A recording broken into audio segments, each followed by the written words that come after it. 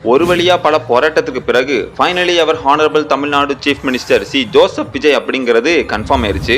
இருக்கிற அந்த மக்களை தொட்டோம் நினைச்சு நினைச்சு நினைச்சு ஃபீல் பண்ண போறீங்க.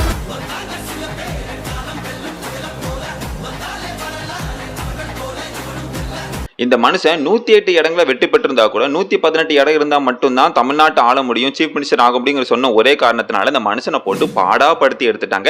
எலெக்ஷன் ரிசல்ட் வந்து கொஞ்ச நாளே காங்கிரஸ் கிட்ட இருந்து கூட்டணி வருதுன்னு பேச்சுவார்த்தை வந்ததுனால 113 இடங்கிறது கன்ஃபார்ம் ஆயிருச்சு. காங்கிரஸ் மட்டும் இல்ல, அடுத்த நாளே கம்யூனிஸ்ட் கட்சியில இருந்து மிச்சம் 4 தொகுதிகள் வருதுங்கிறனால 116 இடம் வந்துருச்சு. பேலன்ஸ் இருக்கிற 2 இடம் என்ன பண்ணன்னு தெரியாம ஆளுநர் மாளிகைக்கு விஜய் சார் வந்து போயிட்டு வந்ததுதான் மிச்சம். அங்கேயும் போயிட்டு திரும்ப வந்துகிட்டே தான் இருந்தாரு. நாளைக்கு 8 மணிக்கு வா. என்னடா இது இப்படி போட்டு நடந்துகிட்டே இருக்கே, வந்தாரு பார்த்தாரு போனாரு ரிப்பீட், வந்தாரு பார்த்தாரு போனாரு ரிப்பீட்டுங்கிறதா விஜய் சாருக்கு வந்து கண்டினியூவா நடந்துகிட்டே இருந்துச்சு. பேப்பரோ பெண்ணோ என்னன்னு கொடுங்க.